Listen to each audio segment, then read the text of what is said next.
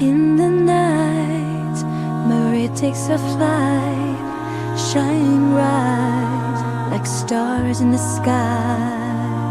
Golden strands dancing through time, a whisper pull us hearts in rhyme. Oh Maria, where did you roam?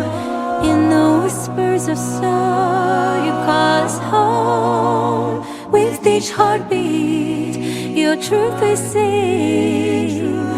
A radiant love, our souls take wing.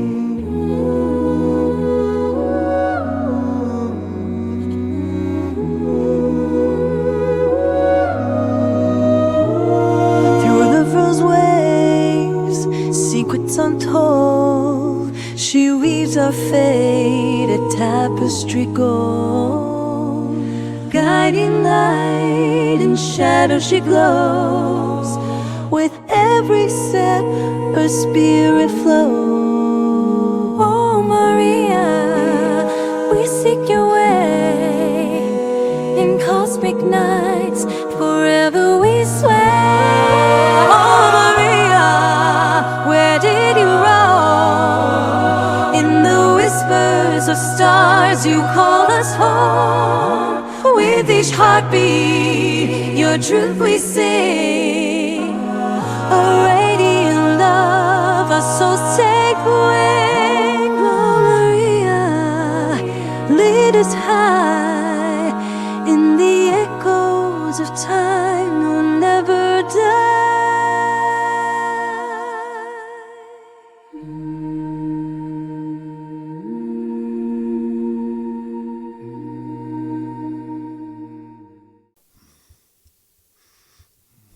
Button your lip, baby. Button your coat. Let's go out dancing. Let's go for the throat. Let's bury the hatchet and wipe out the pain. Let's make love together. Let's stay on the page, right? Let's stay on the page. And that's what we're going to do for real. We're going to stay on the page with Lou. With Big Lou telling me that he would give me an easy death. That is a possessed, and he said possessed with a twinkle in his eye.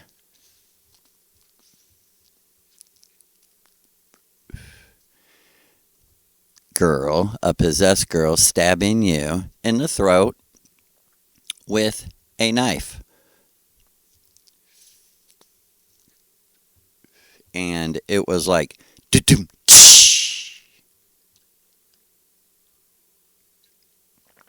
and they were rolling. Maria, I didn't know Donna was there too. I could, I noticed someone was in the background, but I was focusing on the 10'8" dude sitting on a stone throne. Right? That's where we were. But let's first just take a pause and remember who we are, recover the power of the supernatural, the only truly supernatural power that all of us have. What makes us one? This. We must recover against the technology, the power of the orgasm. People are like, oh my God, I can't believe it's done like that. Grow up. Grow up.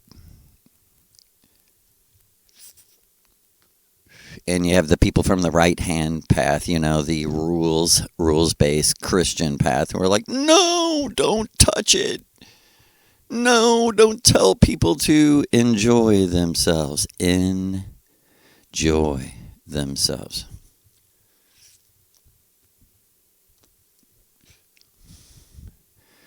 We must recover that by any means necessary, right?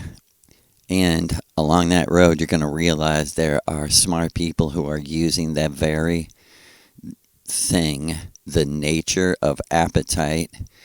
Appetite is for food to fuel the body. Orgasm is appetite for food to fill your vril heart, your supernatural being, the supernatural you. There's nothing supernatural because you're not using it. You're wasting it. And immediately, we're so dumbed down. Immediately, the question is, what should I think? Think about the person you like the most. Think about anything you want. Think about the craziest shit you possibly can if you like that. Because you're in the world of imagination. There's no rules. There's no God. And if you're feeling guilty, it's because of the black magicians and the society that they have built around the false God, the fake Jesus, the fake Yahweh, the fake Bible, the fake TV, the fake America, the fake dream. That's really a nightmare. And it's a nightmare because they told you that it was a dream. It's a nightmare because of the letdown, the disappointment. See, people who live in shacks, they have very little disappointment. And I'm not making anyone feel guilty for what you didn't choose. But all right, now start choosing, right? Do what thou wilt, power, love under will, love under choice. Choose it now, and choose to spit in the face of that fat dork Crowley. And recover,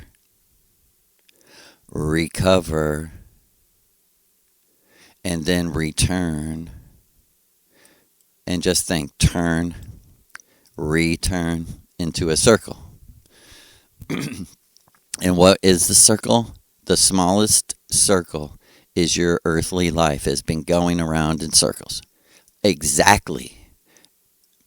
Okay, maybe not exactly 100% exactly, but every main event, every main thought and situation that makes you end up exactly where you do every time.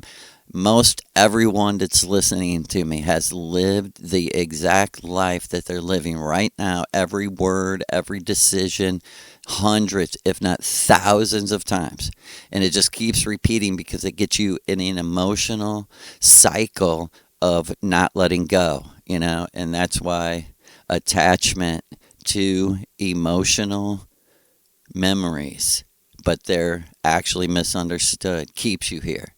And when you understand your life going from this moment back to your birth, you will be happy and ready to go home. You'll understand why you did what you did, because the missing information is what others were thinking and their intentions and their to break it all the way down, their energy, right?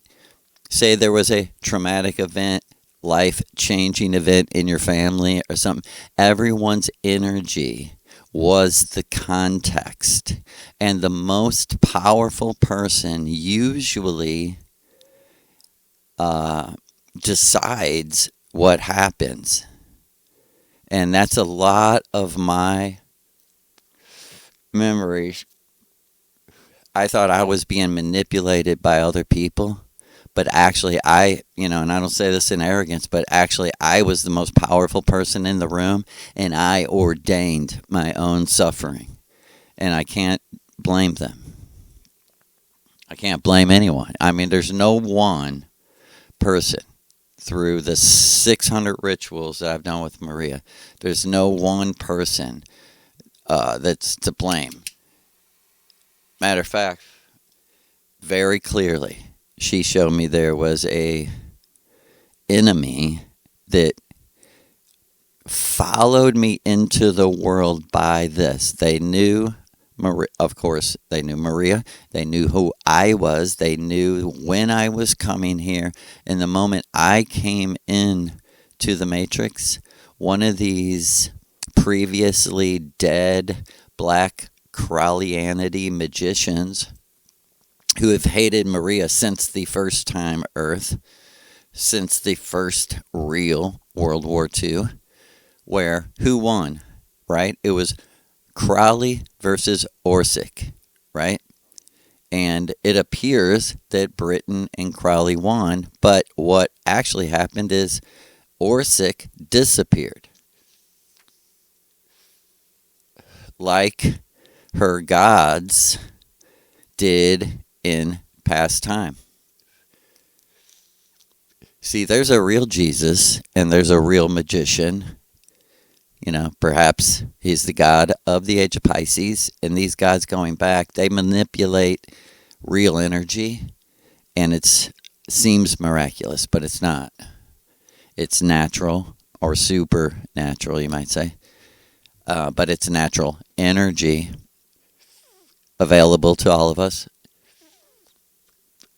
all the time. Well, this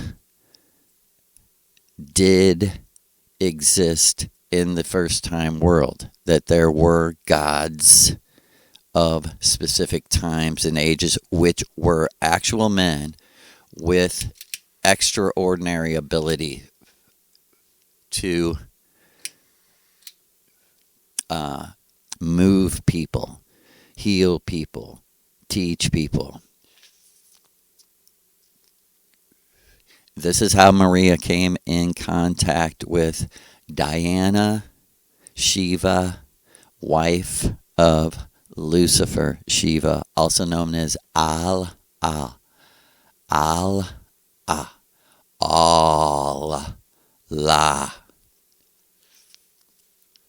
And as I was told, these are the most ancient syllables that exist and play deepest upon the race of humans before us, the giants, okay? Get it clear, there were two sets of humans. The first big ones, and they had a nuclear war, destroyed each other, went to the astral plane and created, helped create the situation, opportunity in nature using technology to restart the human race. And that's a very complicated gap in the matrix that one day I'll explain what the pyramids really are, according to Lou and Maria. Right? But in a very basic thing, the pyramids are the only thing that was left from the giants, the race before us, and the truth about how they killed themselves through war.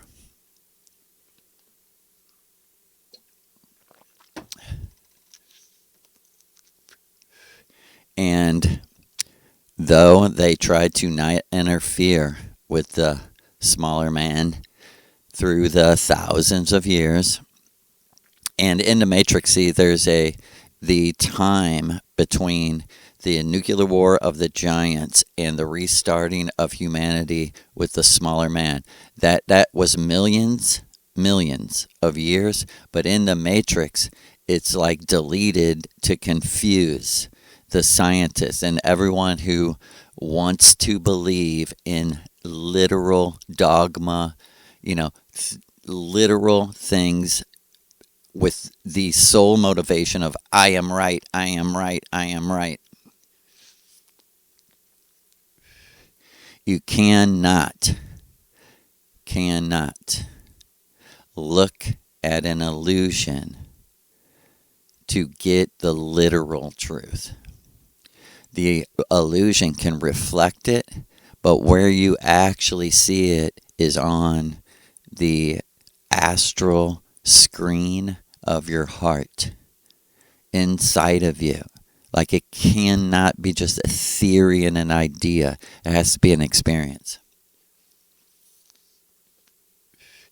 And I am holding a book right now, very important book, called The Holy Mushroom, Evidence of Mushrooms in Judeo-Christianity. Evidence of Mushrooms in Judeo-Christianity. And there's a great book by Mr. Rush called Mushrooms in Christian Art or something. There's hundreds of paintings going back to Jesus' time where the Amanita muscaria mushroom is in the background, because that is Mithras. That is Christ. That is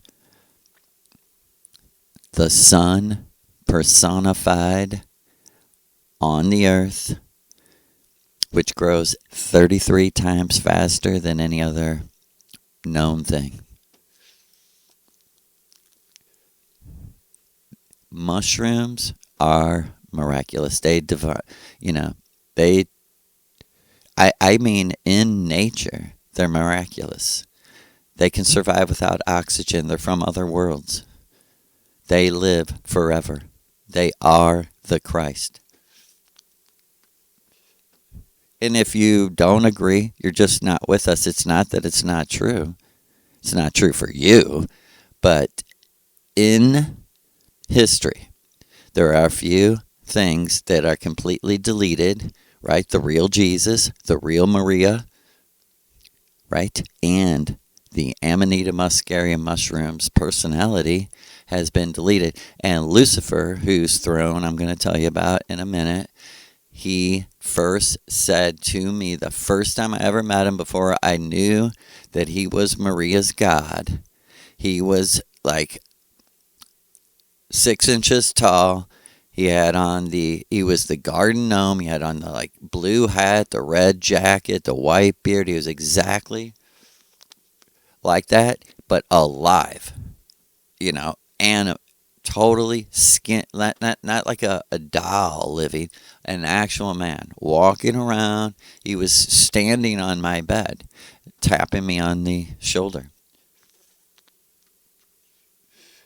And in one of the craziest, most memorable conversations I'll ever have, he said to me, actually, he put it in my mind, and just out of my mouth came, "But who are you? If you're a real person and you have the ability to shrink yourself down like is happening, right? You're telling me you're an actual person, like channeling in, possessing this little gnome reflective holographic body." I said, "But who are you then?" He said, "I'm the mushroom.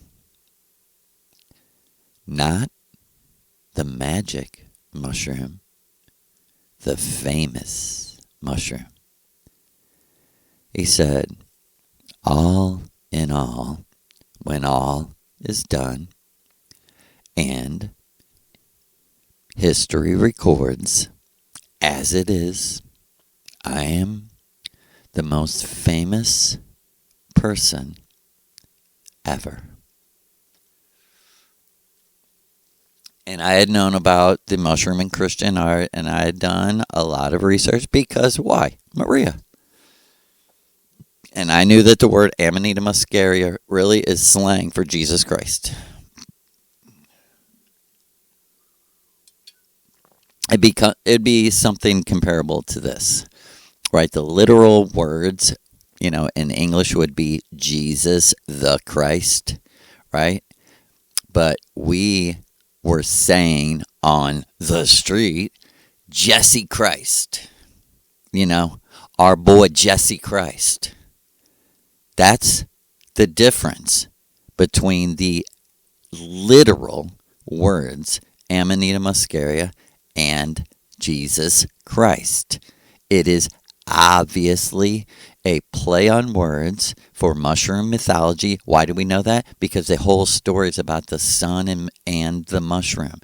And, right, literally every single apostle, disciple, the 12 disciples, every single one of their names is a reference to what actual people in the Roman Empire in Jerusalem, Israel, that in that time called magic psilocybin mushrooms.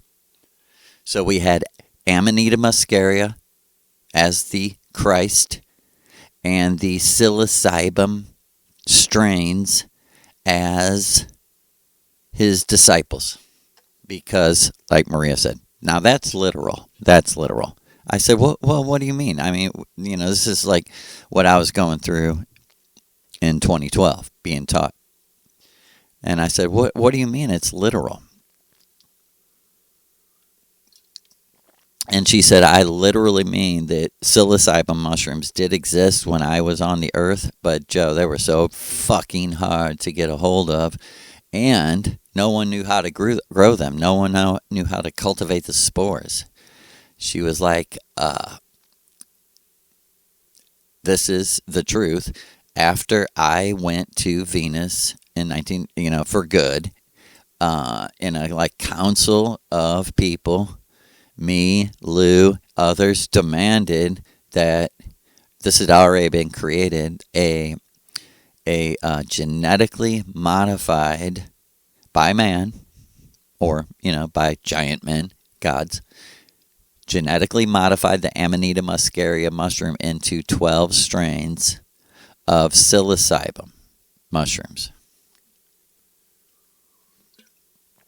And, to make a long story short, Lou's final argument for this, because they don't like altering nature. They don't like altering anything. They like preserving things. That's what I'm told. And Lou argued that he would not be able to be the god of the Earth simulation, and nobody fucking cool would go to the Earth simulation, and it would just be the goddamn Crowleyites and the crazy Christians, and it would serve no use, and that he wouldn't be able to do it. He couldn't do it.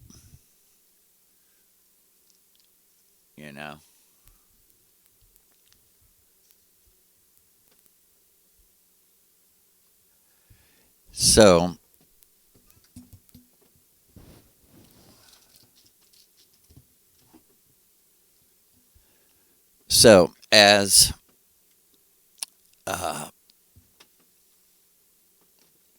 that was the truth. She said the reason why you have the mushrooms you have tonight is because my God, and this was way back in 2012, my God was part of the council who genetically modified the Amanita muscaria. She said it was made so easy to make the spores, to grow the psilocybin mushrooms. The gods on purpose made it easy because they literally want this to be the fucking mysteries of Eleusis temple of the future. You're living in the mysteries of Eleusis right now. This is its temple. Its temple is what? The body of Lord Shiva a la Lucifer. And you're connected by technology into the imagination of Lord Shiva. And when I stood before his throne, and I kept thinking, who are you though? I gotta know for sure. It flashed in my mind, Maria standing right next to me, like an hour or 45 minutes earlier, saying to me, do you have that Shiva shirt? And I was trying to figure it all out as they were laughing. They were laughing about the girl stabbing me in the throat with a knife. I looked down at my shirt and I went, oh my God. And me and Lou went into another world. And he looked like he was 20 years old. And I was like, you're Jesus. Because he was exactly, listen to this is very interesting. He was exactly looking like the quote Jesus that appeared to me 3 times while I was a Christian, and once really seriously saved my life. Like I was wow. I couldn't sleep. I couldn't eat. And I just couldn't exist. And that was my first dream of Jesus, where I woke up sitting up in my bed. I woke up. I was already sitting up in the bed, just yelling with my head pointing at the ceiling, like up in the air, like I'm yelling up in the air. Who is this man? Who is this man? And I was yelling that because the real Jesus had met me in a hotel room in Jerusalem in my dream in 2001, and he pulled up a chair next to the little bed table, whatever, and he took out a little Bible and he read from Mark. I swear to you. And he said, Joseph, my son. And when he said that, me and him looked each other straight in the eyes. And I mean, he had the most beautiful blue eyes, just like Mother Orsic. And he read to me, Joseph, my son, beware. And like with his mind, it was like, be aware of the leaven,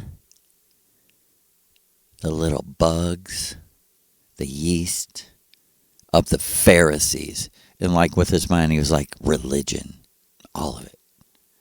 And that of Herod, politics, all of it. I was like, yeah, who is this man? Because in my dream, I didn't know.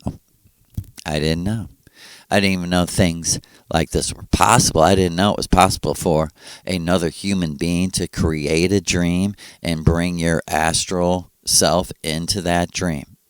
And you're not dreaming it. You're in somebody else's dream, which is like a play, like a theatrical play that they thought up in their own mind, right? That's called magic, if you want to know.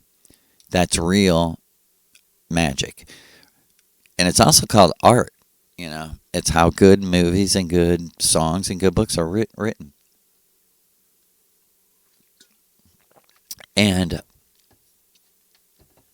earlier, when this person had appeared at my door of the hotel, knocking on the door, when I first let him in, I couldn't help but noticing he had like a gaudy gold cross chain with a big gold cross, like big, like maybe 3 inches, 4, big gold chain.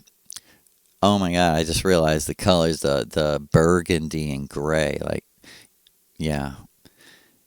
Gold, burgundy, gray. And was his clothing and his jewelry. And when he seen me looking at the chain and being like, man, that's kind of gaudy, because like on the outside of his shirt. It was on the outside of his shirt, like he wanted people to see it or something, But when my eyes met his eyes, I swear to the gods, my first thought was, I've never seen any human being as beautiful as this person. Like, this is, far beyond sexual. And my first thought was, who is this man?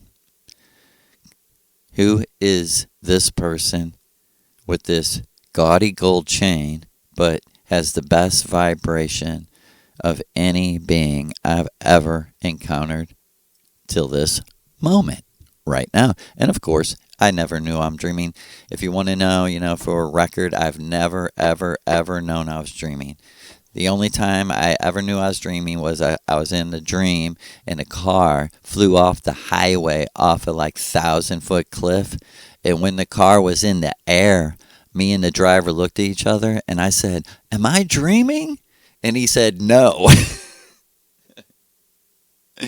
He said, "No." And I was. Or am I dreaming now? Right? What is real? And believe Aleister Crowley and these goofs know when they made the nation name Israel, they knew that every time you'd say it, you would subconsciously be saying, what is real? What is real? Israel. And fuck you, Crowley, and your stupid ass. I just don't like, there ain't no way Maria, me and Maria are ever gonna like you. It's just like bad music. I mean, you have to be honest. You're like, yeah, I understand how people like it. I get it. I totally get it. But it's not me. Like the whole gothic 90s, late 80s industrial satanic electronic, people are like, I bet you love that shit. And I was like, no, matter of fact, I cannot stand it. I'm not dark. I'm not unhappy. I don't want to hurt myself. I just don't like it. I was like, no, I like Husker Du. I like The Replacements, Soul Asylum. I can't stand Trent Reznor. And that's just personal because, see, we're from opposite religions. They're from a religion that actually totally opposes what I'm doing, what I'm teaching you, how to be free. They're like, well, why would you tell these fucking slaves? Why don't you go make money off them? Why don't you exploit? Why don't you fuck them? Do what you want with them. I'm serious. I've met with these people.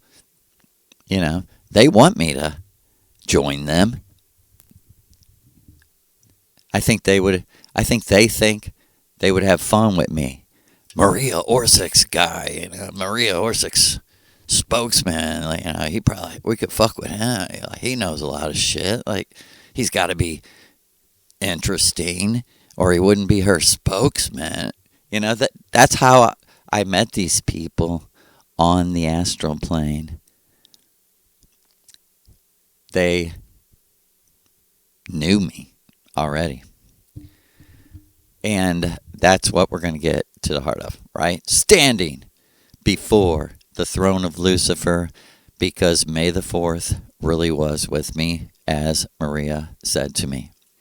And I was like, what do you mean 4th is with me? I could not. I was taking everything literal. Even the May the 4th is with you. I was like, you mean what happened? I was in a very strange state of mind. I think they really loved it. They really loved that I didn't know, genuinely didn't know what was going on or why I was there that night. Because you know what?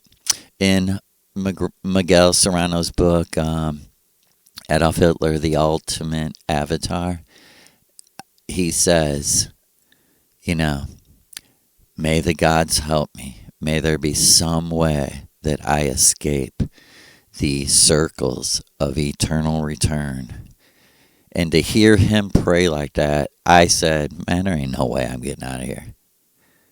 I'm not nearly the man that Miguel Serrano is. I'm not nearly the artist.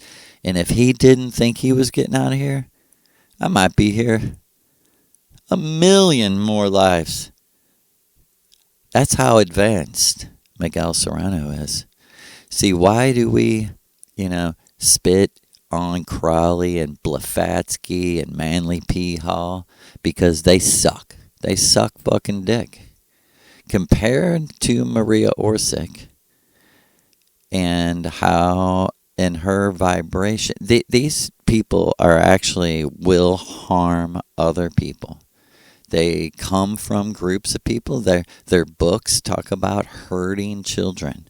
The Kabbalah, the Talmud, the Zohar, this is in writing that that they harm children and tell their disciples that it's okay to harm children as long as they're Gentiles, as long as they're not, so that's why we don't glean from their works, because they vibrate in an awful, awful vibration. Like, no, I'd rather be uninformed than get my information from you. You're sick. You're demented. You're fucking retarded. Your mind is moldy.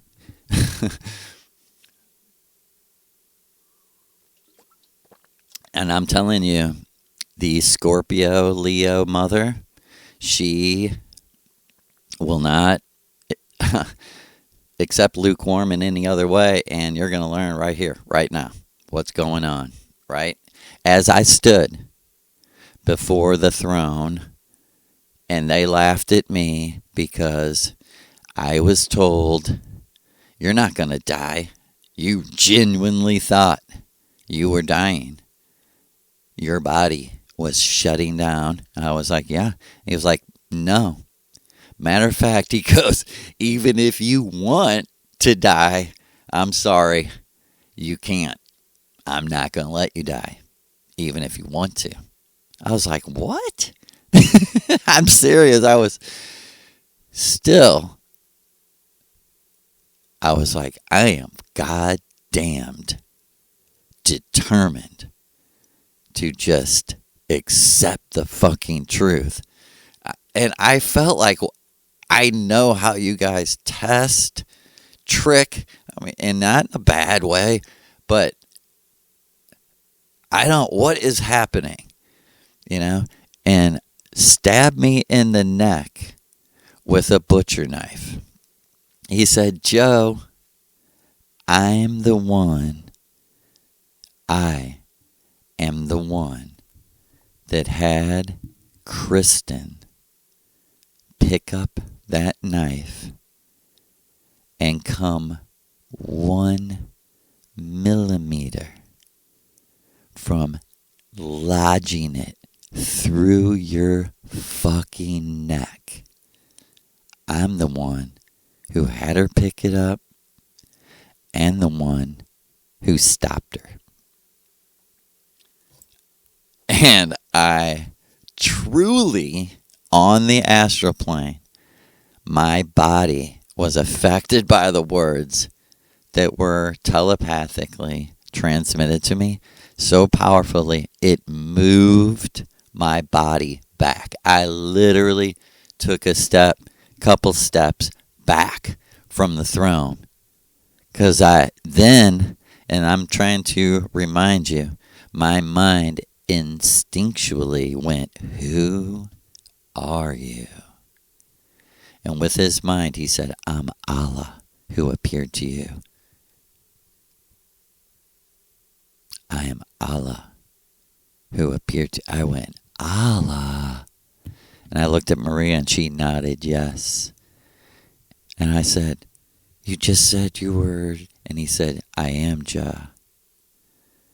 And I went, oh my God, Allah is Jah. And he said, aren't you going to say it?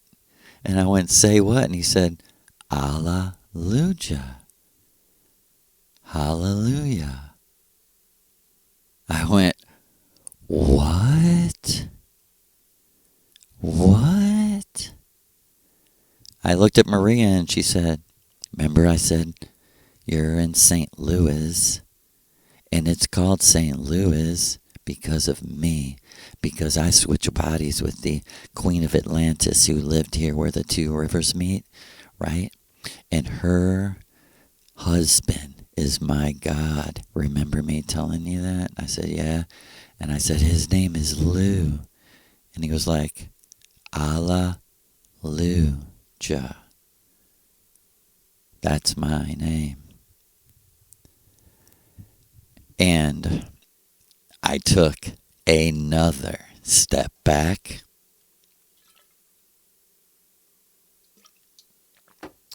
And he laughed and said, Jojo, you're my Joseph. He said, I want you to get your Bible out and read about Joseph, son of Jacob, Jacob, right? He said, because me and you were friends before we came here, and you've always been that for me. And right here, and I was going to say, he was going to say, this is who you are. He said, you had no idea a minute ago what was going on.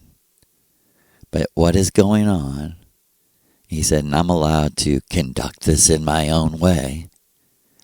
What is going on and why your mother and your father had to be here tonight is because this is a ceremony to officially let you know before you die that you have broken the circle. You are going home. And I took another step back. I looked at Maria, and for real, I seen a tear coming down her face, and then I started to cry. I was like, and he said, look down at your shirt. And I seen Shiva sitting cross-legged meditating, right? And I looked back at Lou, and it looked just like him. He had his hands the same way on his knees, but he was sitting on a throne with his eyes closed, meditating. And he said, I am Shiva. And I'm going to tell you my story. I was like, whoa. He said, but I'm going to tell you my story in your story. That's art. So, pause. Come with me back to 1998. I had been a Rastafarian, true believer. And the reason I was a Rastafarian true believer, and just quickly, why I was a true believer, and how the golden thread of self-deception works, I knew my true self knew that the avatar me would have the ability to psychically tap into who me really was. So he knew myself knew I could deceive myself into becoming the true believer of a false religion. Why? Because everything out here is false. The whole entire matrix.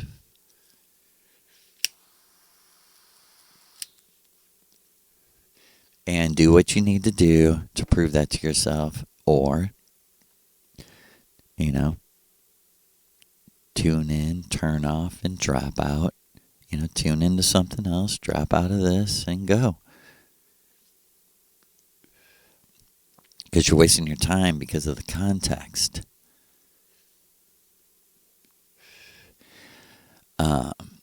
These things are possible because of the simulation context. So I became a Rastafarian because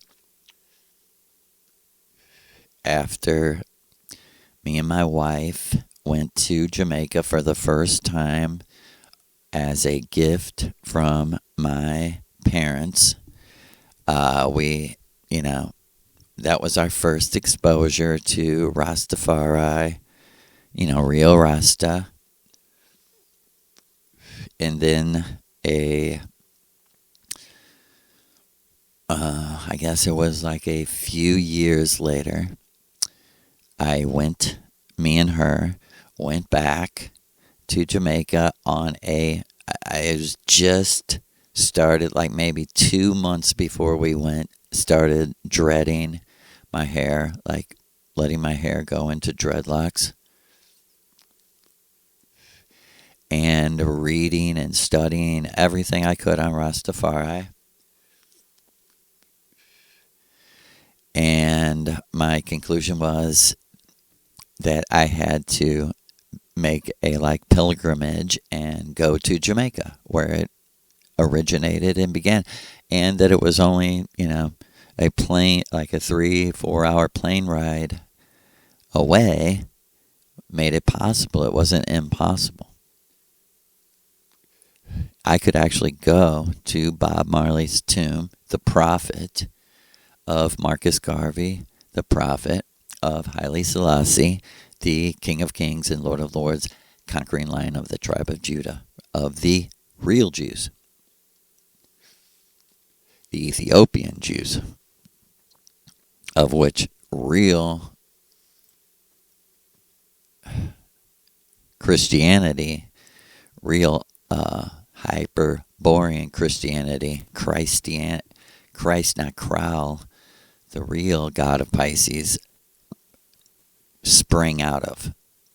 The real religion. And when I say religion, I don't always mean something bad. I mean like a system of beliefs that people agree on. That's me and Maria. A system of agreements of how we authentically see the world. Like she used to say, I see it like this. She never, ever taught me with any sort of attitude that I was dumb. She's a perfectly balanced, wonderfully polite, good-humored. She's the most beautiful Scorpio that's ever existed. Inside and out.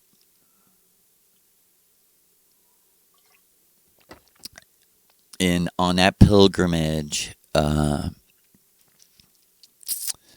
I was just straight up asking everyone, who is Haile Selassie to you?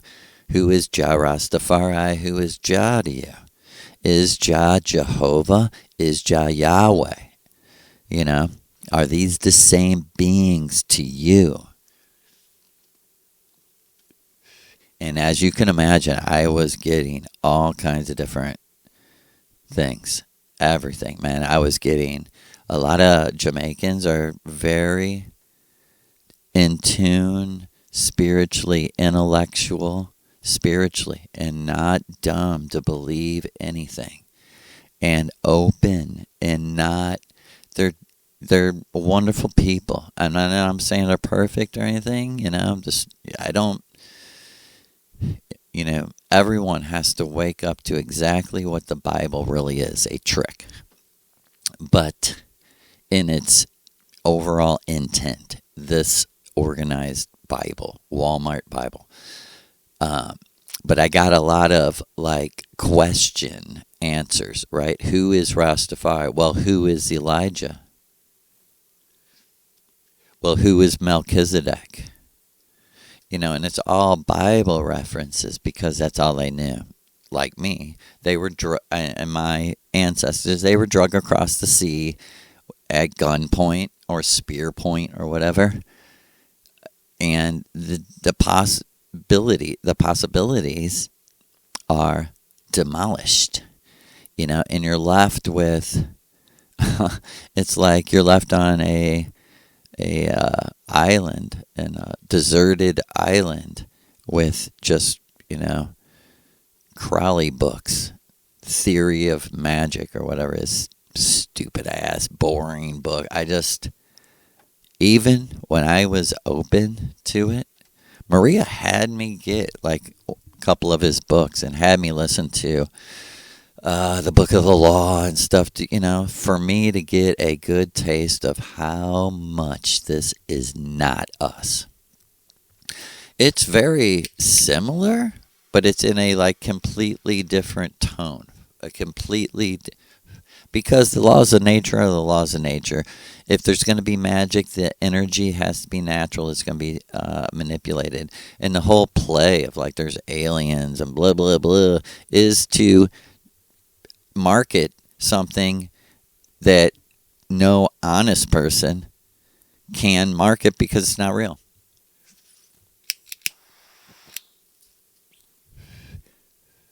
Read, if you are reading Kabbalah, listen, I would say this. If you're going to have someone quote from a horrible book like the Talmud or Zohar, you might as well read it for yourself and not, let someone cherry pick, right? And then you'll see how sick these people are, Yeah, believe it. And like Lou showed me how Maria took me, maybe like the 7th ritual or so, took me, and me and her stood side by side, and all night, using as sort of like an imaginary screen, we were in another world, like she said, the inner earth, together, and like using some sort of technology. She was showing me exactly with my DNA vibration how I could use what she had already showed me was real, how I could use it to make myself rich,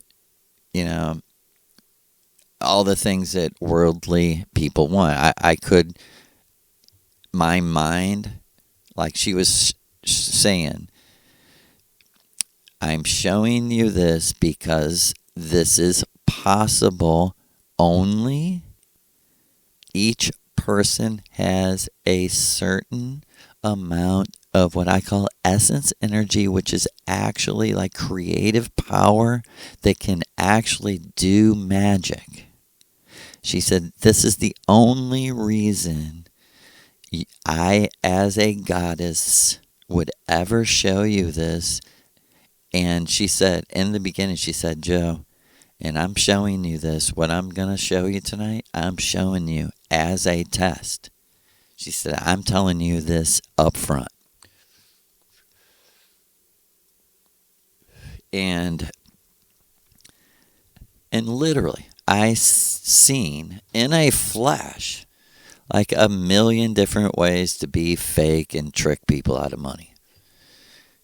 Everything from white suit preachers to fucking homeless con men, to motherfuckers like Trump, the quote businessman. He's a business. You know what that means? That means he's not creative. He has no real talent. That's what a businessman is, right? Oh, the talent to make money. The art, really? The art of the deal. That's like, cooking is an art. Yeah, you, Donald Trump, only Donald Trump would think selling real estate's art. But, let me take you behind the screen. The art is the art of magically tricking people into your deal. Magically tricking anyone lesser in energy, lower in energy than you, in this particular rational numbers universe. And that's not art. Not even close. It's polarity opposite of art. And I know I'm not telling you anything, brothers and sisters, right? But let me finish this story.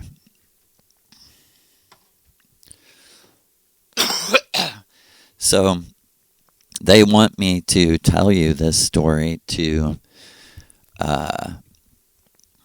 let you know why they chose me, and their stories, Diana, Lucifer, Maria, Addie, Siggy, their stories are intertwined in my story because I was created by these gods, my personality, my opportunity to live in the physical world, and actually 12 aspects of them reflect in each of us, some of us stronger. And these are the reflections, right? This is the reflection in the lake of memory, right? Let's take 1 second to breathe in, remember, right?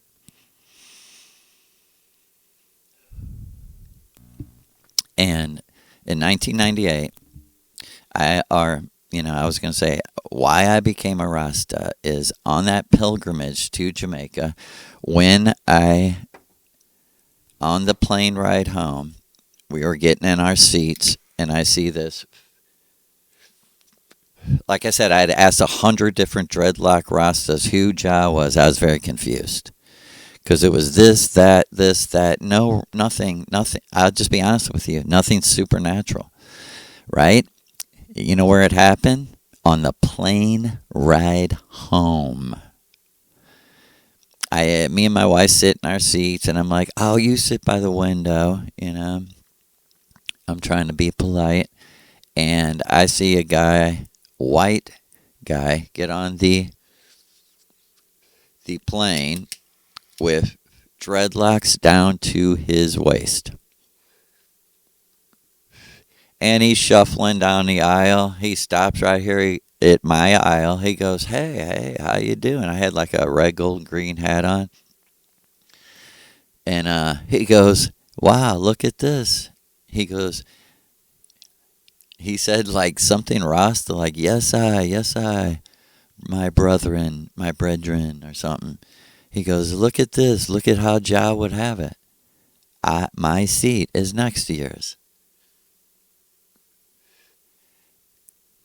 And he sat next to me, and the entire ride, my wife as the witness, she listened too because she was interested. He told us his story about why he believed in Rastafari and how he was basically raised a Christian, but now he was a full-blown, absolute, true believer in Haile Selassie Jah Rastafari, and that reggae itself was a religion, I was like, wow, yeah, I'm already believing in that religion. I said, but why do you believe that Haile Selassie? Okay, I asked him, then who is Haile Selassie? And he's like, he's Jah Rastafari, because Jah, he said, like this is his thing, he said, like the Christians think of like a Holy Spirit. He said it's like a good vibration. Jah is the spirit of everything. It's the energy of everything. He said, and, kind of like Christ was like a channel for that spirit. Haile Selassie is that channel today. And he actually said to me, like, it's in the Bible. Rasta say it's in the Bible. Because I had a lot of Rasta saying Bible this, Bible that. And he was like, for me, he told me his story, whispering it in my ear, whispering it to me and my wife. He said, this is why. He said in like 1972, He was a like 20-year-old hippie taking acid, and he said I was like lost. He said, and I went to Jamaica to find Jah. He said, and I went everywhere. He said, because I loved reggae and it was the only thing bringing me peace. And he said he went. He was laughing when I was telling him what I was doing in Jamaica, because he said, "That's my story. That's what I did. I went and I was going everywhere asking people, who's Jah? Why do you say that Selassie is Jah?" He said, I was there for a month. I think he said the very first time he ever went to Jamaica. He said, and I believe he said it was the very last day. He said the very last day, like the next morning, I had to fly out of there. He said this Jamaican guy I met was like, this is the true elder. This is the true Rasta. He said he's going to meet us this morning at his gate of his house, He said, so as the sun was rising, like 6 o'clock in the morning, we all met at his gate and were smoking some of the best herb. And he said, I fell into like a trance. And the dread was telling me why he believed that Haile Selassie was Jah, was the channel for that spirit that's creating everything. And he said, all of a sudden, in like a click, he was speaking in a different language. He said, and I could not tell, was I just hearing it in a different language? Or was he really speaking in a different language? He said, like another voice spoke to me and said, listen, this is what is meant by speaking in tongues. He said, as he spoke with his mouth in a different language, he said, like, I was enlightened.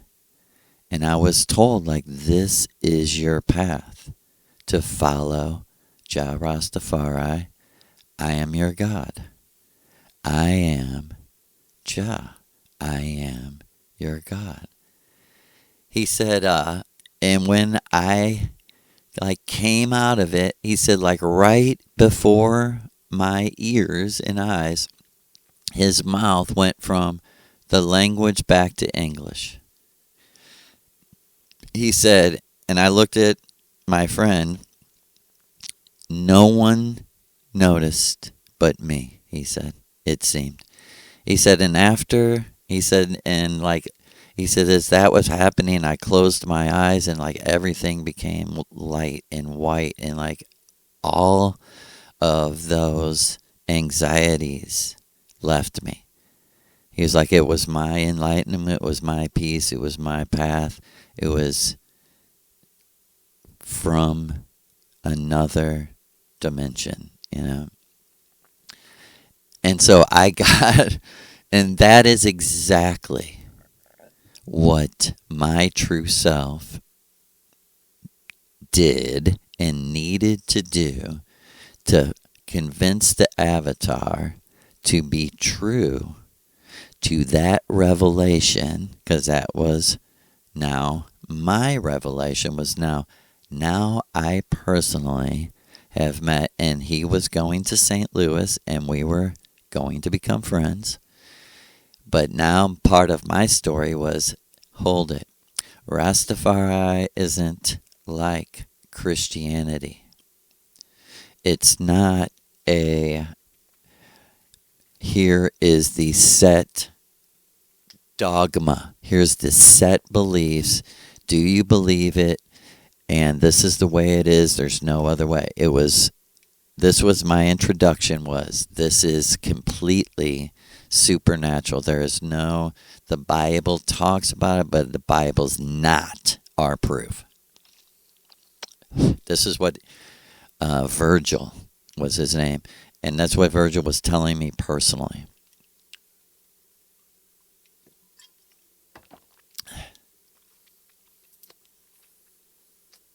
And I truly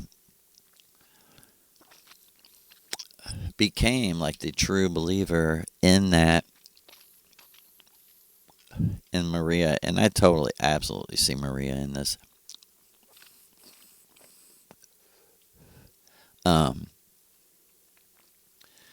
Like Maria said, if you're not ritualized, Joe, I know you. You're my son. If you're not ritualized in your life, you're a mess. So my new ritual became, because I was only, like 21 years old or something. My new ritual became no more drinking ever. Rastas don't drink. I'm becoming a Rasta. Like, I had people in Jamaica tell me, Numbers chapter 6, right? Abstain from the vine, abstain from the grape. This is Dionysus. This is Lucifer. This is how planned this all was. Okay? So I come back and I'm like, man, I'll be damned if when I was 15 I was going to be a fake punk rocker. Like back then we were like, poser. I'll be damned if I'm going to be a fake Rastafarian, because like the first book I got, like, there's a lot of academic shit going around, like you have to be black to be a Rasta. I mean, this is a black prophecy, a black king. This is about returning to Africa. And then you get Bob Marley. He's like, no, it's a love thing. It's for everyone. I'm half white. Right? Yeah. This is a world built by a goddamn genius. When you're dealing with the very, very, very, very, very most important things, then you'll see, damn, this world is built by a genius. Because he's forcing you behind the wizard's veil. He's forcing you to come out from underneath the veil of the avatar. The true self is behind the wizard's curtain. That's a genius of Lucifer. Almighty Alleluia. So I became the true believer in mystical, supernatural Rasta. And I actually did have a dream about Haile Selassie once. And he didn't say anything to me, he just looked at me. He looked at me like, I'm glad to have you, warrior, on my side. Welcome, warrior. He looked at me like he looked at me just like Maria Orsic first looked at me. Like, I'm a real person. I'm not fucking around. I'm here for business. I'm here to get it done. And I'm counting on you to be loyal. And I was like, yes, sir, Jah. Yes, Haile Selassie. Jah Rastafari. And I'll get to how Jah protected me so many times and how I sort of turned my back because I didn't know.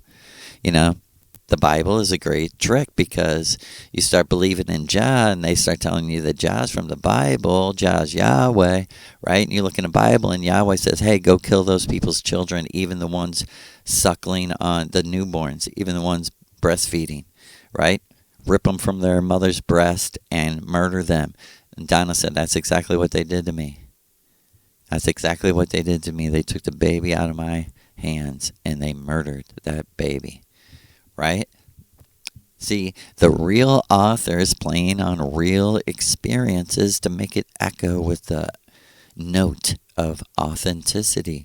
The Bible's if you're going to take it literal, it's devastating. If you understand it, it's so genius that you take a step back and you're like, God damn. God damn, you're smart. Wow, you're smart. Because Lou's like, what's the boringest place on earth? Church, right? Yep. In America, the boringest place every Sunday morning is fucking church. Same song, same bullshit, same book. Blip, blip, blip, blip, blip, blip, blip. Don't smoke, don't drink, and don't fuck.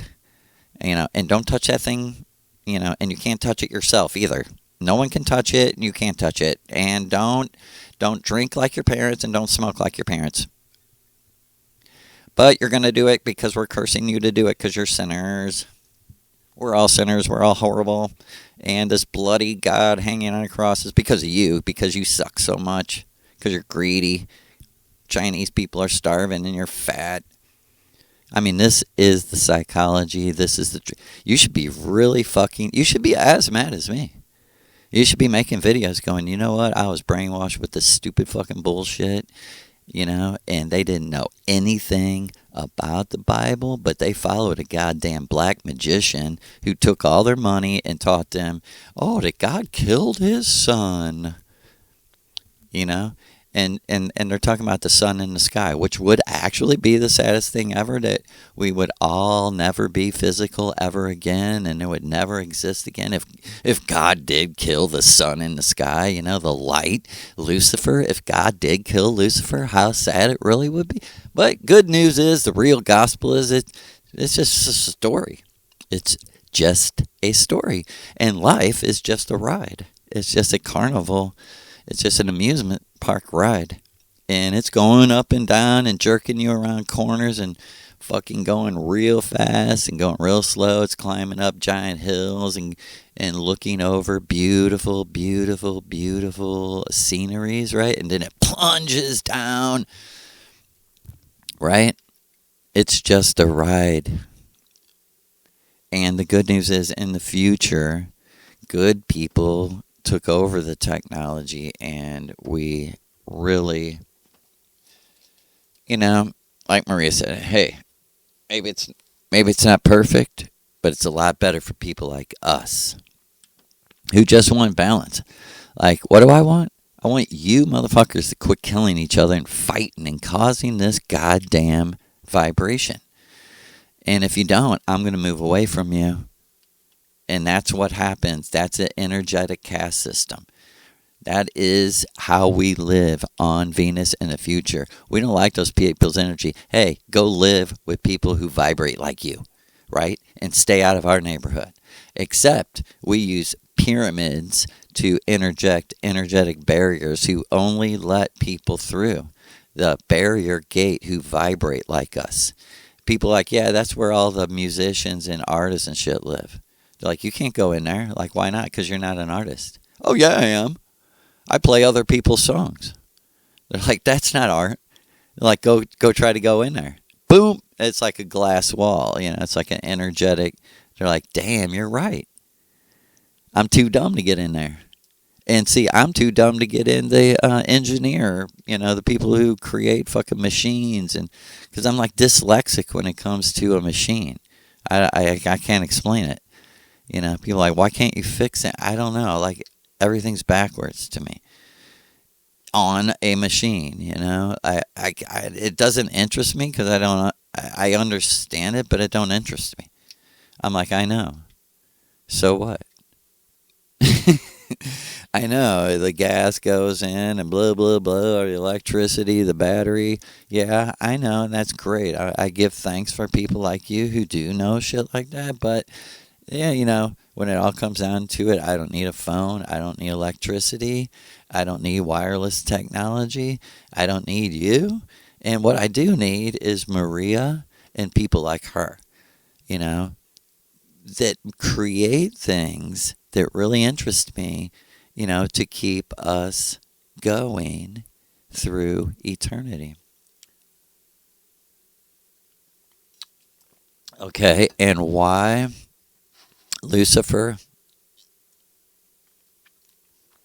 said to me, I'll give you an easy death.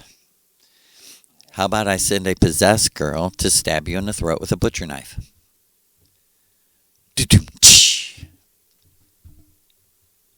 And it was like I was wearing the dunce hat. And I'm like, why is that funny? He's like, God damn. He's like, have you forgot? He's like, this, for real. This was all very light to them. They were very happy for me. They knew how, when I realized what was going on, they realized how happy I would be, but they were already that happy for me. Like, Joe, people are waiting for you back home. You've been here for, quite a while, even for time in Venus. You've been gone, and we're so happy for you. Like, she's like, I can't even, Maria told me, I can't even stand, she's like, I love you so much, son. I can't even stand to see you suffer in a dream. She's like, I had to stop myself from intervening in your life over and over. And she's like, believe it, I did intervene in your life many times secretly. She's like, really? As much as I could. Without interfering on your reasons for coming there. She's like, I can't fuck with your true self's reason for coming here. Like, not allowing you to suffer. I came here to suffer. But anyway, he said, Joe, and this is what he was talking about. After I became a true Rasta for many years, in, I believe it was the fall of 1998,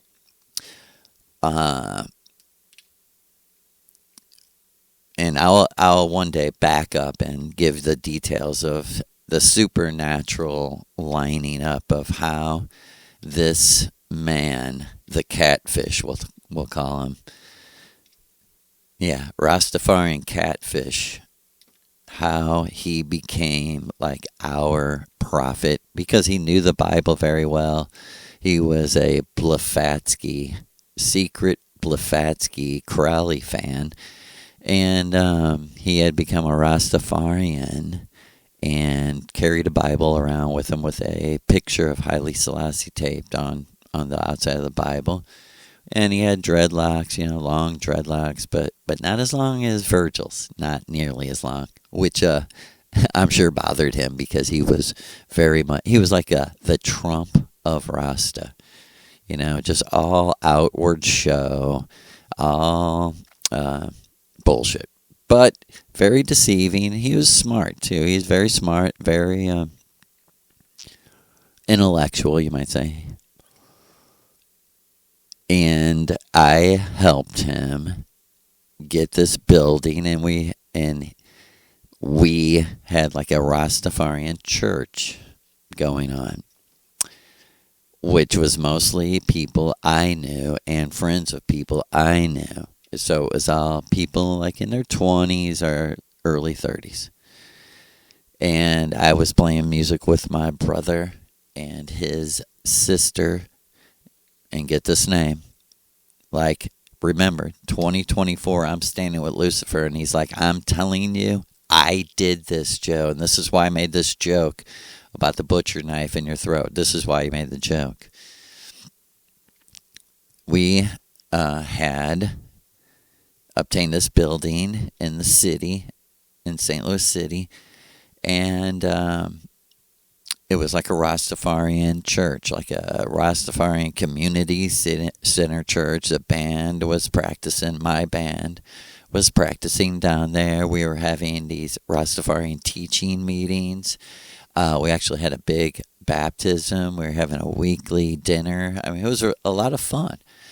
And maybe 3-4 months into it, and the Rastafarian cult leader, catfish man, he had this beautiful, wonderful daughter, and his wife was killed in a car accident, supposedly, when the daughter was like 5 years old or something. And now she's like 16. or 17, I don't know, 17 or so. And they're living. They're living at the church, so we're basically kind of supporting him, giving him a place to live, paying the rent, and the bills is like a church, like collecting money. And there definitely was some tension between me and him before, like just vibrationally, I didn't like to be around him anymore. But for the sake of Rastafari, I was not in charge there or any sort of, he was completely in charge.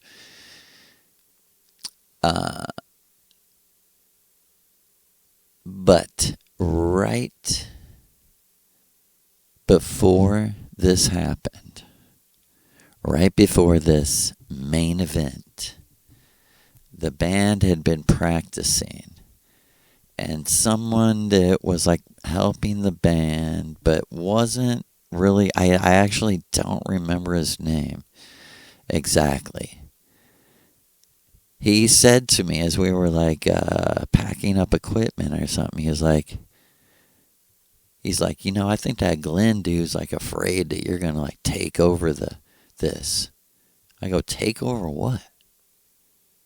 Because it was nothing. It was like maybe at the most like 15 people, that were maybe 10 people that were really interested, and 50, maybe 10 more that were kind of interested. And, people were coming down there to see the band play in the church, but not really digging the catfish. Glenn is his name. So it wasn't a big deal. No money was being made, and or at least that I didn't know of. Maybe he was ripping people off, but I had nothing to do with it. I was actually giving most of the money that was keeping the place alive, or some of it.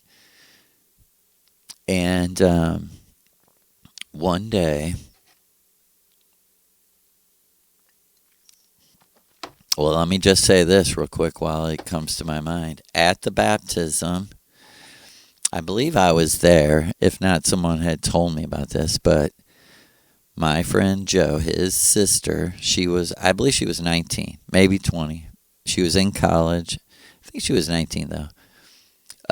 When she was baptized by this cult leader, when she came up out of the water and it was quiet, she said, I don't know why I'm supposed to say this, but I am the sacrificial lamb in Hebrews. And she quoted some passage from Hebrews. It says like, the lamb in the Old Testament was like just a metaphor for the real Jesus. And she's like, I'm that metaphor for this place right now. And I think someone told me about it. And I think the person that told me like, man, there was like a silence in the room. Like, what the fuck are you talking about? What do you mean you are? Yeah, I remember my friend saying, this was like someone really studying the Bible saying, a Rasta, like Rastas carried Bibles around in America. Like, okay, it started out supernatural, but this Glenn guy, he was all about the Bible. He was all about books and the Bible. Because he never had any dreams or anything. So, I remember my friend going, man, what was that girl saying? It's like she was saying she's Jesus. And listen, her name is Kristen. That's her real name. Christ within. Christ in. Kristen. Hail to you. And may Lou bless her. Maybe one day she'll come on, and tell her version, tell her story, how she's seen it. Because let me tell you, it's going to get crazy. Well, she said, I am the lamb that is going to be sacrificed for you, for this place. And someone told me about that, and I really enjoyed her presence always. I never, ever, ever, ever had a bad vibe from her. And me and her brother are like one. I mean, we're brothers. We're true vibrational one brothers. We've never had an argument. Never been mad at each other. We're one. And she felt a lot like him to me. She is very pleasant, open-minded, smart. She's trying. I mean, that's what's beautiful to people like me and Maria. And you know, and after it all went down, I felt bad, like, man, maybe, But I get a call. This is what happened. So I'm involved in the church. I remember I signed up to do like a book report for the church. That I would tell do like a presentation on this certain book about Rastafari. I think it was the one his secretary wrote, or something like that. And I was involved, but I also was staying away because not only like the guy helping us said some, like Glenn says some weird things about you, and I'm like, yeah, I don't pay attention to him, I would always say shit like, I'm thankful for what he taught me, but me and him aren't that close. We're not. When I would see him, I'd try to give him the respect that was due to him, but also in my mind, I'm like, you're a con man, just on a business end. On the business end, you always seem to get over on people. Like, don't think that I didn't notice that.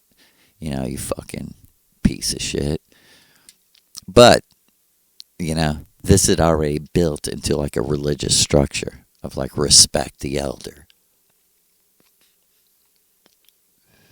So I had been reading, or in Jamaica, I had talked to people, or maybe even met a Bobo Dread. Oh, I did. I met a Bobo Dread one day selling brooms, and had a talk about him. And he said that, sincerely, in a most supernatural way, it was revealed to him that Prince Emmanuel, this Rastafarian religious leader,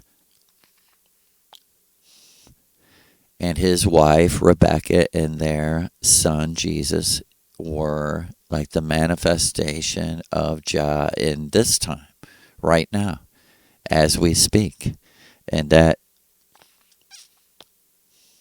the Bobo Dreads in their commune had really achieved like a peace, It was a great conversation. And a few months later, like, I had been getting books and reading stuff about Prince Emmanuel.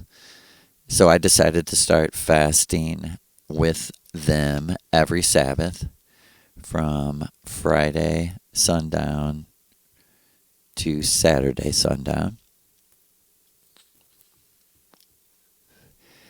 And this was a beginning of turning the wheel. And this is when the wheel actually turned.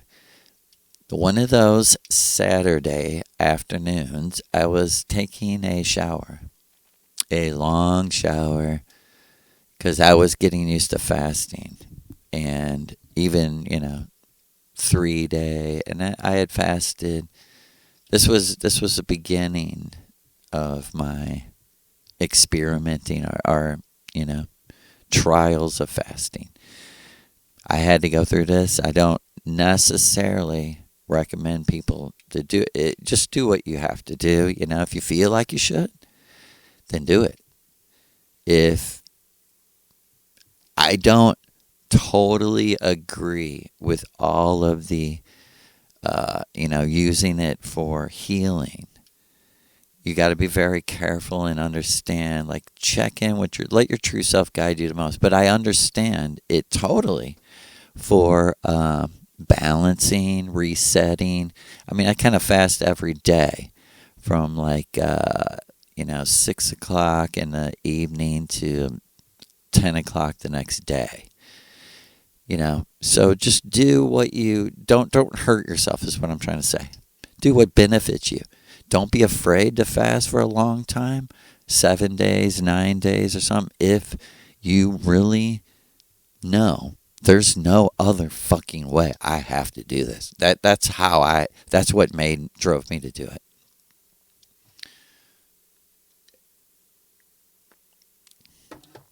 So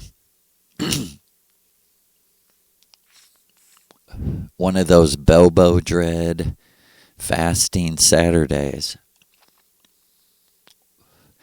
I'm in the shower and my wife is like, Joe, Joe's on the phone and there's some kind of emergency at the church. And my first thought was like, oh my God, there was a fire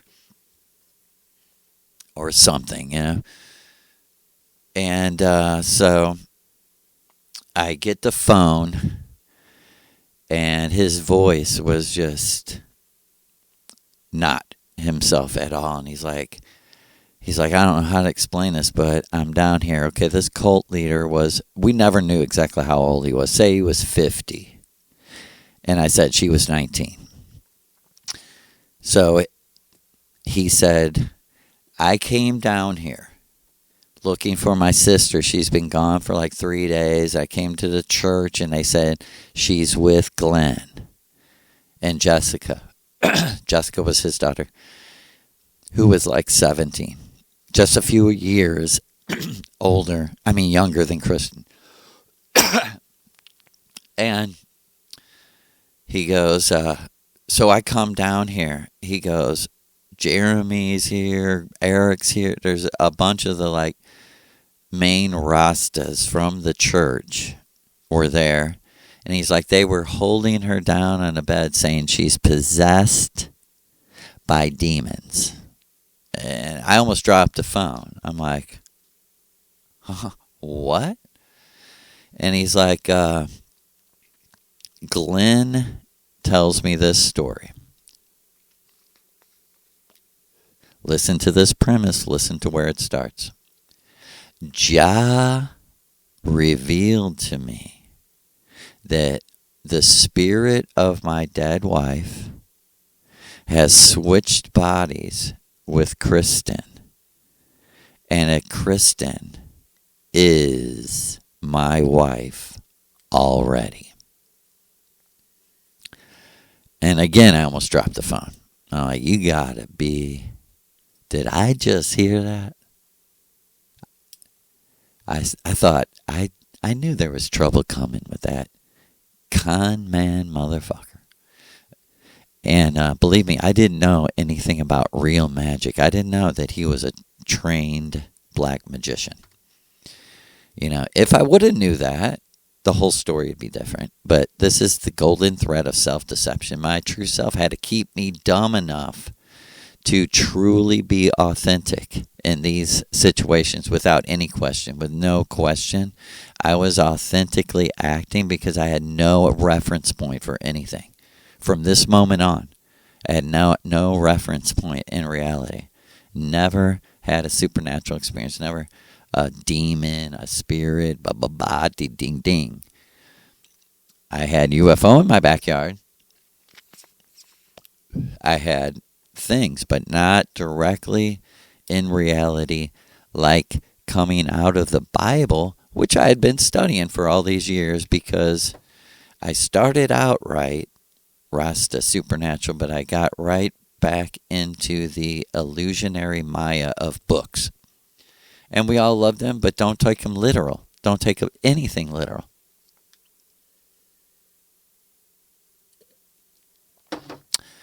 And I have no reference points. And he says that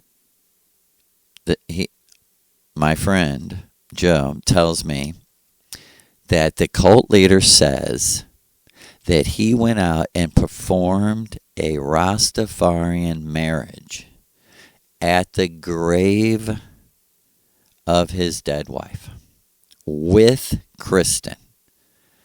And that when he did this, the devil intervened and fought his wife for Kristen's body. And that this is what the cult leader said to me, even when I went out there. I need your help, Joe, to get this evil spirit out of my wife. I'm not kidding you. No bullshit. Right? I went from like months of like, yeah, this dude, it seems like he doesn't like you, kind of talks bad about you, to I need your help on a supernatural, biblical level. And I'm like, I'm still in the shower. I'm like halfway out of the shower holding the phone.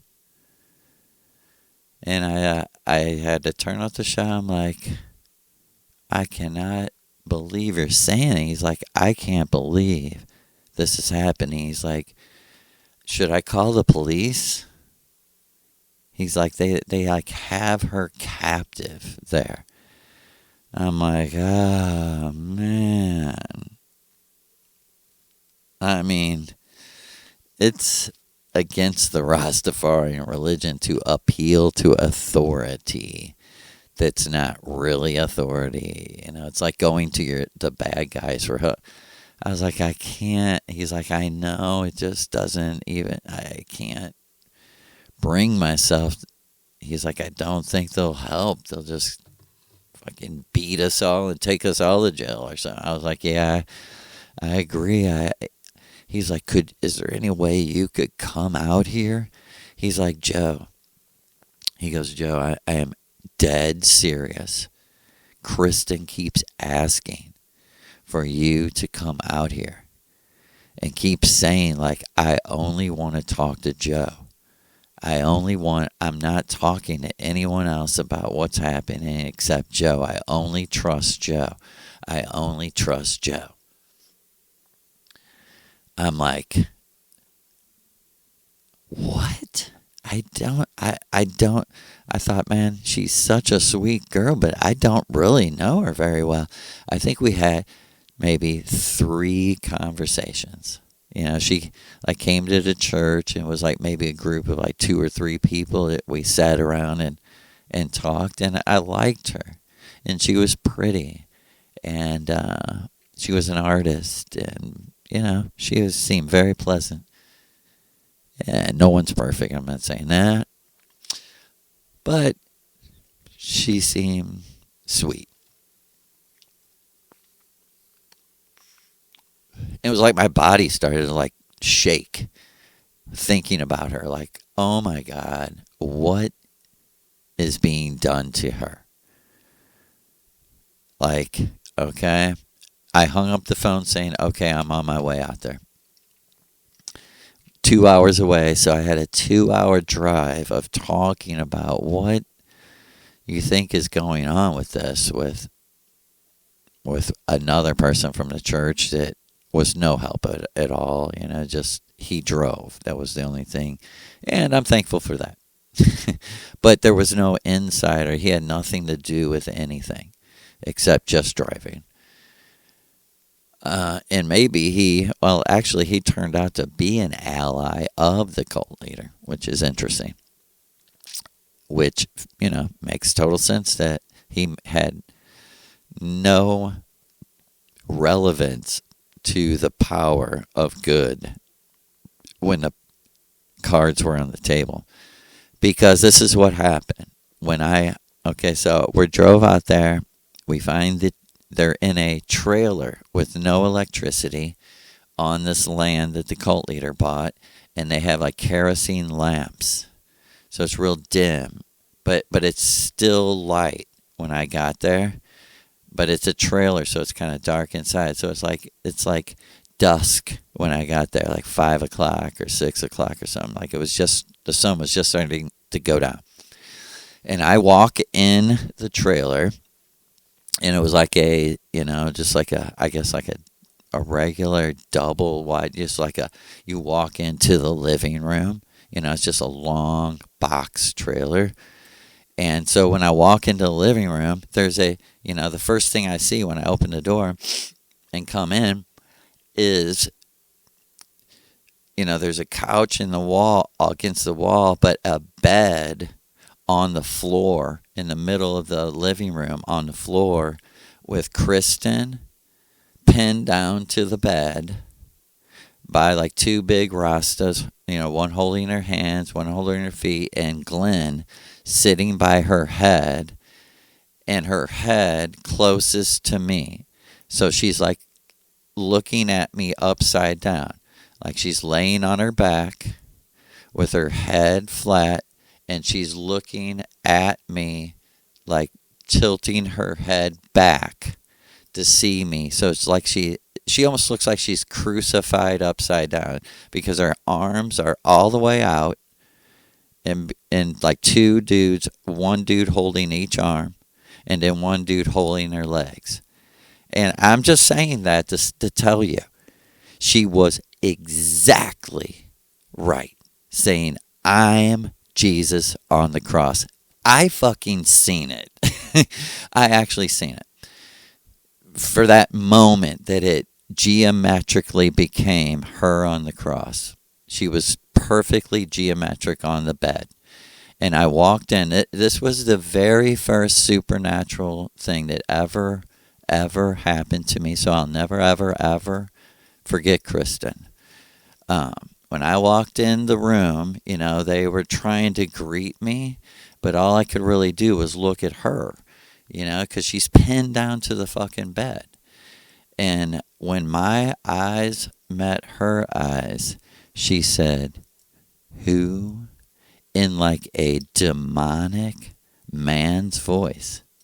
When I looked at her and our eyes met simultaneously with perfect timing, a voice came out of her to me like a man's demonic voice and said, who the fuck do you think you are?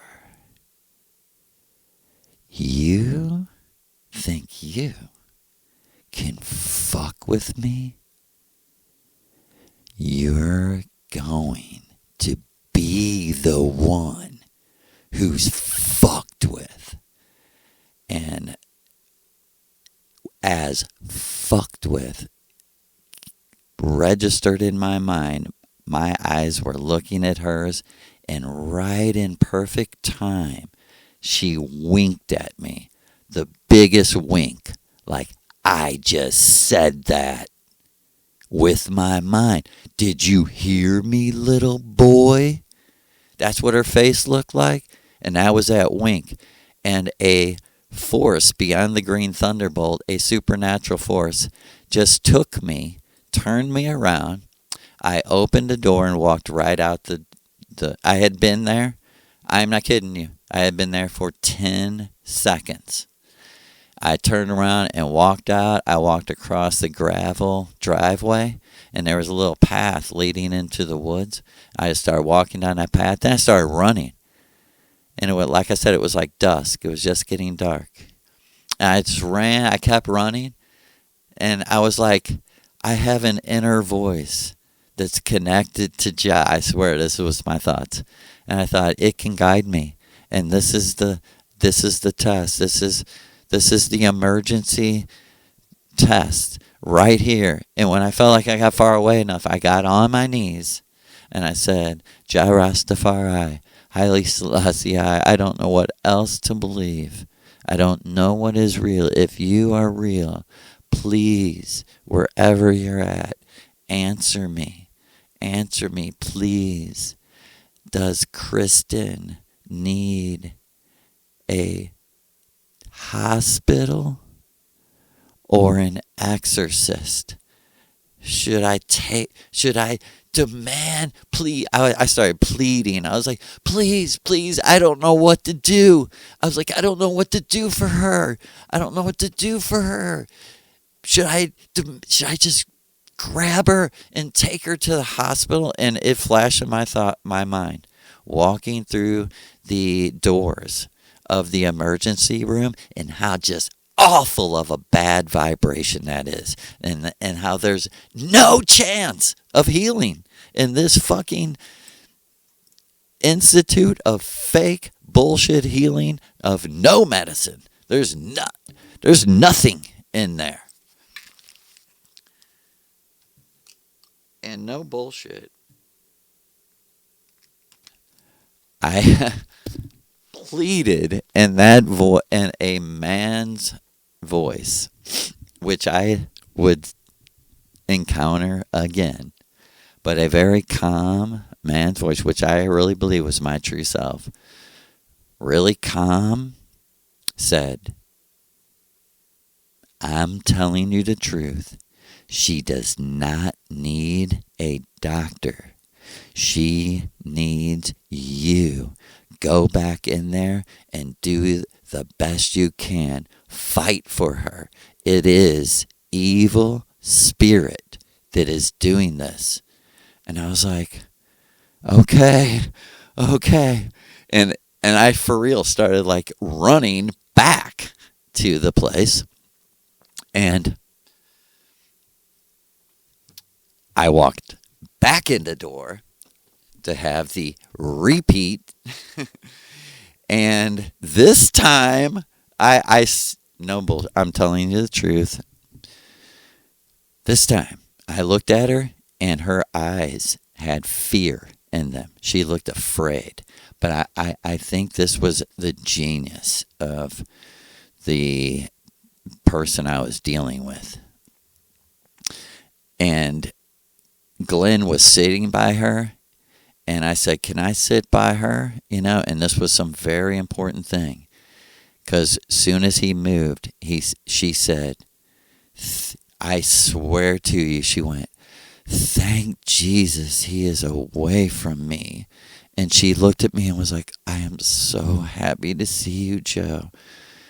And like she was like, please, Joe, tell him to let go of my arms and my feet. And she's like, I've been telling him for 8 hours since last night that all I need is you, and all I want to talk to is you, because you're the only person that has even the ability to understand what's happening. And she's saying this with her mouth, And she said, first, really, she said, this whole traumatic thing can end soon. She said, but first, please, Joe, you have the authority here. Tell him to let go of my arms. And I was like, I looked at both of them. I was like, dude, do it. And they were like, she tries to hurt herself. She tries to hurt herself. And I'm like, just for this moment. I said to them, I take responsibility for whatever happens. And they let go of her hands and feet, and she stayed laying down like that. And she got real, as soon as they let go of her hands and feet, instead of acting crazy, she acted real afraid. And she went, no, Joe, you're not gonna do that to me, are you? You wouldn't do that to me. And I went, what? Do what to me? And then I was sitting down right next to her head, and she's like, we're looking like opposite at each other. She's laying down with her head with nobody holding her hands, but she's still like in the cross position. And she goes, no, you're not going to do that. And I just put my fingertips, like a couple of my fingers, right in the middle of her forehead. And I just said, the blood of Jesus. And she screamed so fucking loud that it knocked me off the fucking bed, and every fucking person in the room jumped fucking back. Every fucking person jumped back. I'm telling you, the most magical thing was about to fucking happen. And so her head was, closest to me. She was like upside down to me. She just started bouncing up and down on the bed, straight as a board, just like the Exorcist movie. just boom, boom, boom, boom, boom, boom, boom, boom, boom, and screaming, no, no, no, no. You know, and this was some great theater. I'm telling you, this was the theater that deceived me into becoming a Christian for real.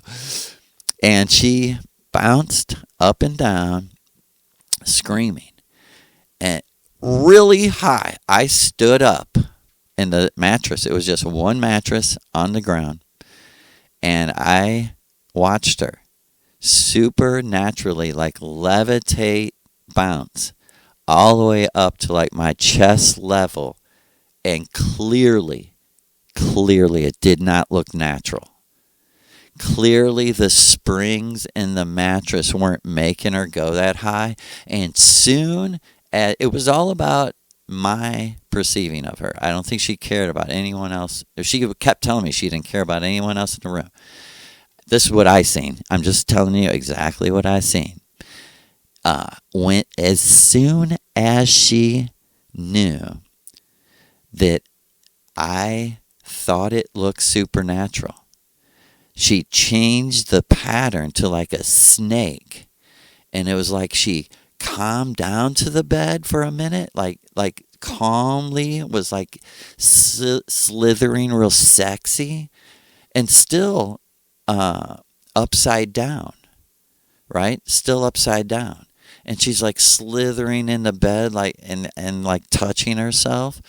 And she's like, really, I'm so happy you're here because I like you. I love you. And I'm going, whoa, what the fuck's going on? Right? And she's like, I love you this much. And she started not just slithering, but like doing the worm backwards. She was on her back and she like doing the worm on the bed, on the mattress, like making her body going like waves. And she's like, I'm going to come, I'm going to come. She's like, she was doing this and saying to me, don't ever do that again or something. And no one was saying a word. There was no music, nothing on. It was silent, just the bed and her. And she's doing the way, and it got supernaturally high again. She's doing the worm on the bed, and it got to like, as soon as it got to like a supernatural level in my mind, she flipped all the way around in the air and landed on her knees, facing right to me. And with her mind, she was like, Joe. And when I looked at her, she blew smoke out of her nose and mouth like she had been smoking. And I knew that she wasn't. And then she started whipping her head around in a circle, kind of like she's headbanging, but more in a circle. And the last final, and it looked like gold sparks were flying off of it when she was doing it in a circle, and she had dreadlocks. So she's whipping the dreadlocks around in a circle, and I thought, holy shit, did something just fly out of her dreadlocks? And the final whip of her dreadlocks was right at me, and it shot a gold stream of dust that lit up the whole room. It was so clear, and it was so much. It was like a 2-3 inch tube of gold, sparkling gold glitter that just shot across the room like a rainbow and flowed for a while.